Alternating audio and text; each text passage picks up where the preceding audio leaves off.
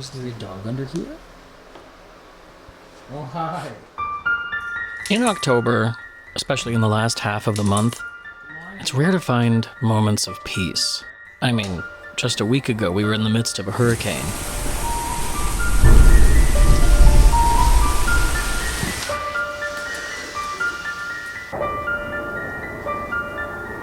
But now, with a couple of days off between editing projects and work, we've got a nice little break, a respite, before the hectic events at the end of the month. In addition to a very abrupt change in the weather. A not altogether unwelcome one, which is making fall start to feel a lot more real. It is so nice out. Where you going, Philip? It's so cool out. I'm just a Floridian, and when it's under 80 degrees, I notice, okay? It's really nice and breezy.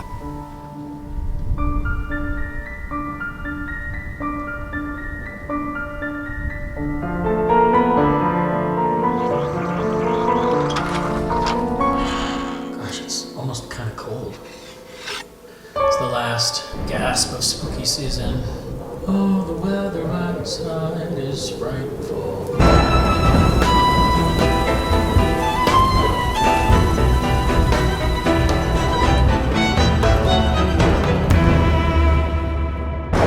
Good morning / afternoon. It's actually... Oh, that clock is dead. What time is it? I guess you'll know better than me. So welcome to a day off. David is out of town again.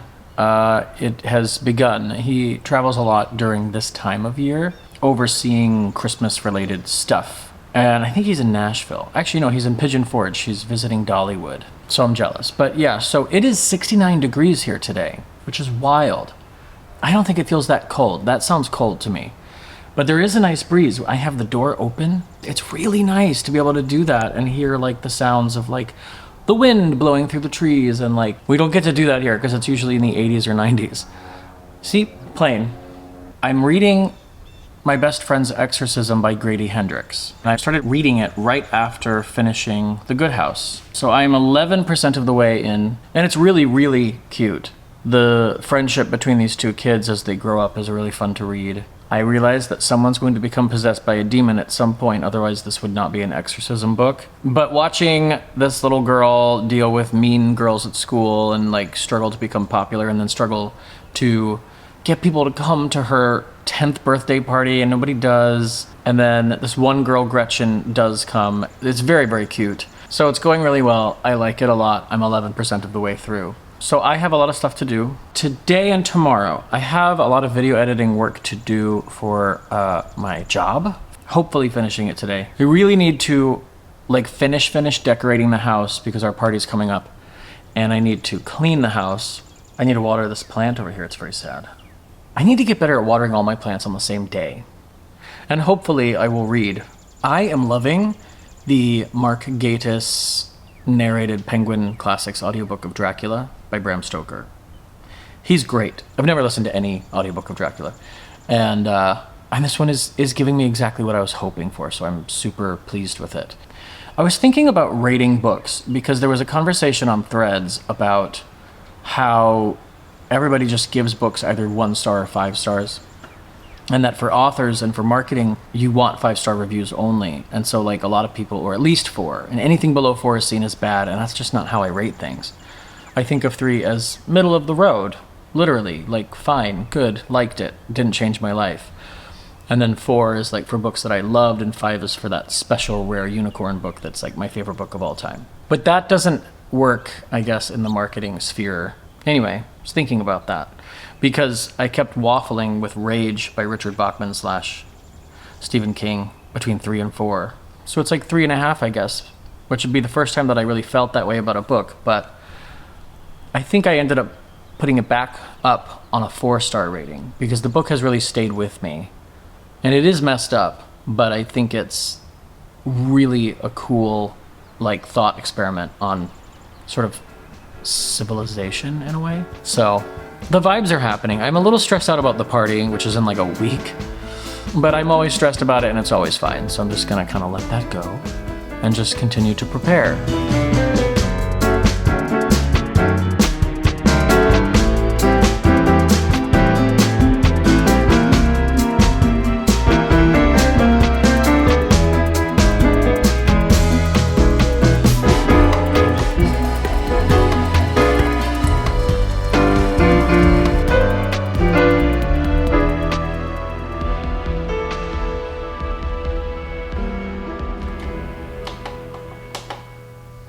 Wow. Okay, so I just spent way more hours on my work than I was expecting to. It's like 11 o'clock. I was there sitting in that desk for a good 8 hours today.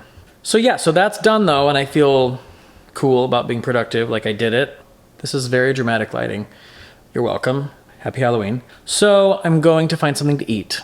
I need to put away these clean dishes that are dry now. And I still have a lot of editing to do, but I have editing to do for this, for you, for fun, as opposed to my work editing. And then I don't know, I might make a drink and watch something scary, or I could just read, but I have so much editing to do. My arm is getting tired now.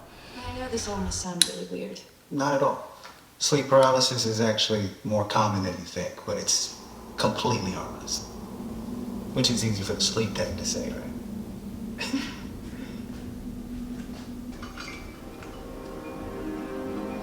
Come along. Don't do it!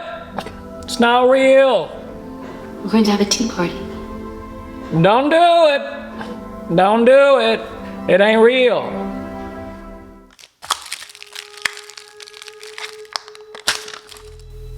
So it's almost 1 a.m. I cleaned the kitchen, so that took a long time. I watched some of The Haunting of Hill House, which I think we started to re-watch last Halloween. I'm gonna try and finish the September vlog so that I can maybe like chill on the couch with a drink and read some of my best friend's Exorcism and like have a nice spooky evening to myself. David does not come back until Friday. I'm trying to get as much stuff as I can done while he's gone. Also, I got all these new pumpkin spice scented candles the other day, and we have other candles, so I didn't open them, but I was starting to feel kind of like bummed that I got nice spooky season candles and hadn't opened them. I get this funny thing about Halloween where like it means so much to me, and I try to do so much that I inevitably will start to feel a little bit overwhelmed and stressed about making everything happen, and it doesn't all need to happen, and I need to like let that go and relax and enjoy it. But I am glad that I got the candles opened. So that's a little victory.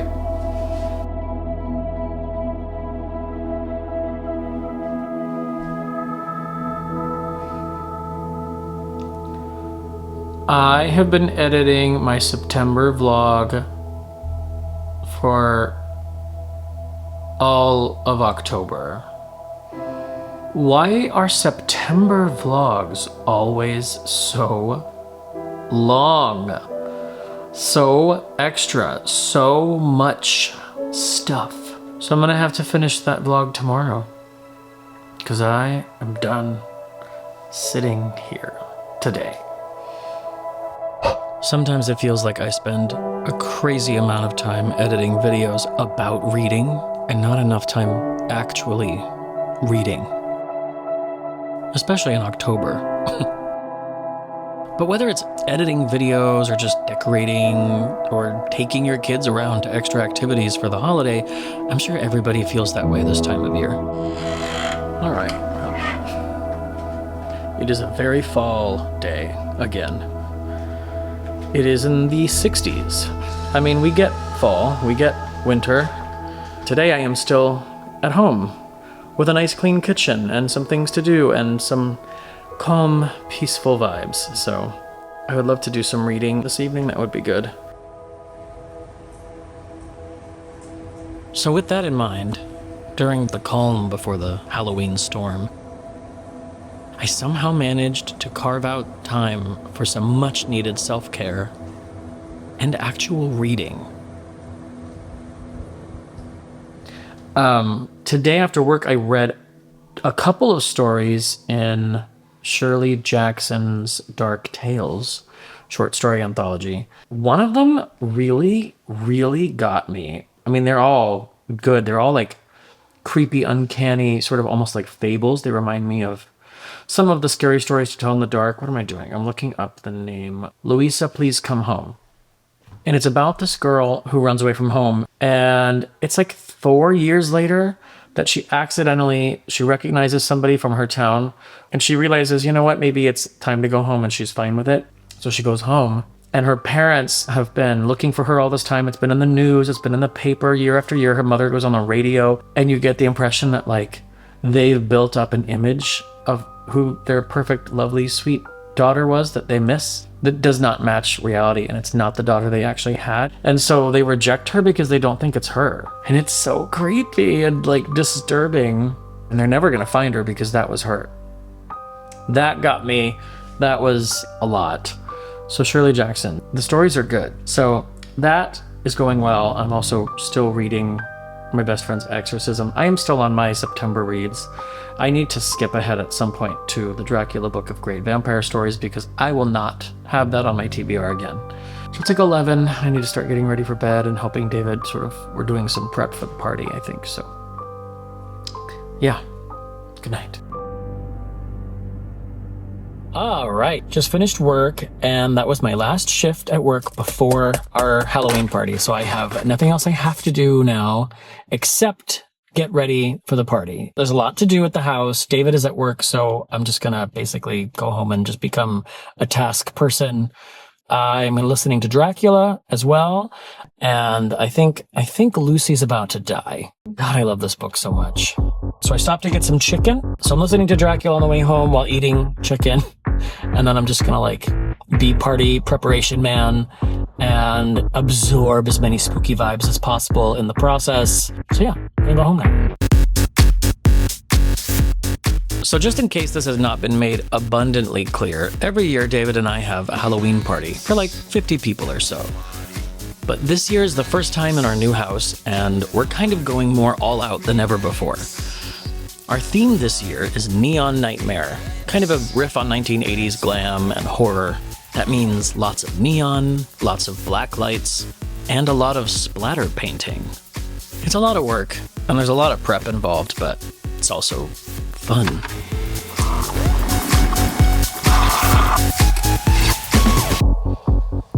How about some light? Aha! So it is October 23rd, Wednesday, and the Halloween party is on Friday. So we have to get everything prepped today and tomorrow. Food to make, cookies to bake, cocktails to shake. I just wanted it to rhyme. I am in the middle of my best friend's Exorcism by Grady, Hendrix. I think the bad thing just happened. So she's going to be possessed, I'm assuming, and they're going to have to do an exorcism. So that's what the reading is doing. Actually, my reading is quite a bit behind, but we're not thinking about that because we have so much going on. The house is torn apart. The furniture is in weird spots where they don't normally go. So that's my life.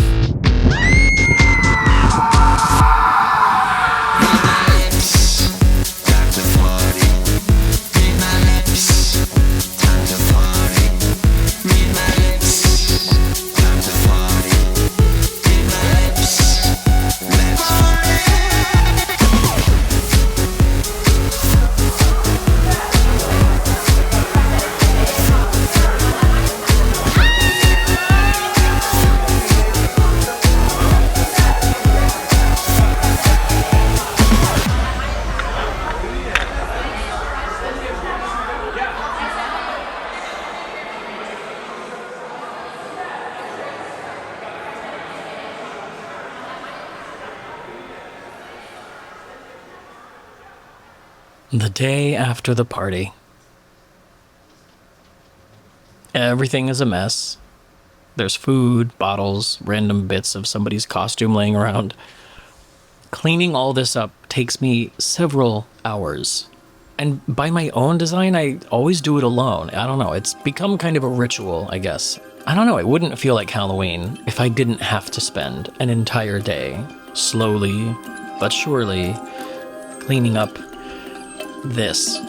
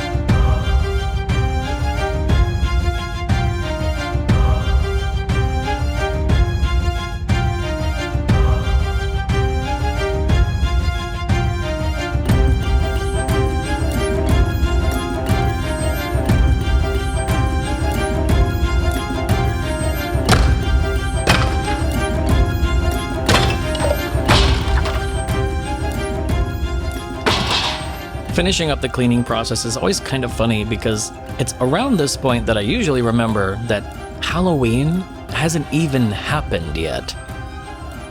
It's weird, but I don't know, it's also sort of nice to know that we still have a few more days left to really enjoy it.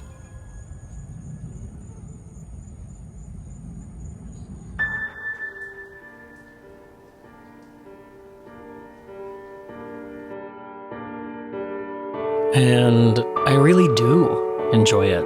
I guess it probably seems like I've overplayed this a bit, my obsession with Halloween, and I'm sure I've talked about it too much at this point. But every year when Halloween is coming, I really do get a deep sense of excitement. I felt this way about this holiday since I was a kid. So now as an adult, I guess I've developed all these sort of rigid traditions surrounding it. From the decorations I put up at the very beginning of September, which is early for most people, to all the movies we watch, to when we watch them, and even the food we eat.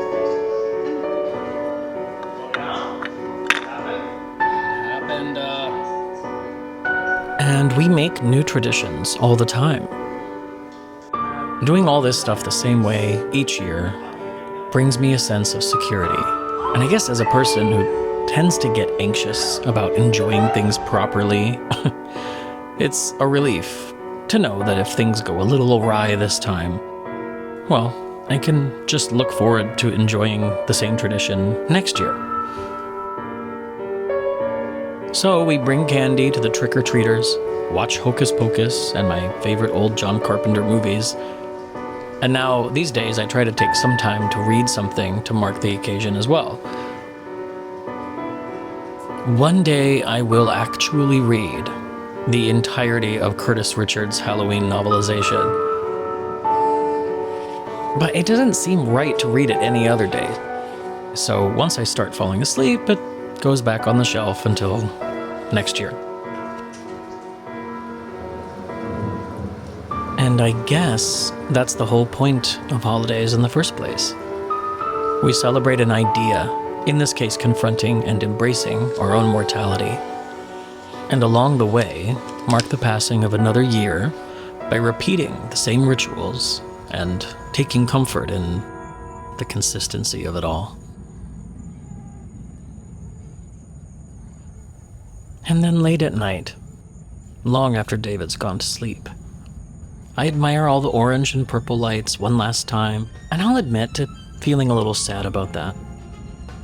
But this ending comes right in the nick of time because, well, there does happen to be another holiday lurking right around the corner.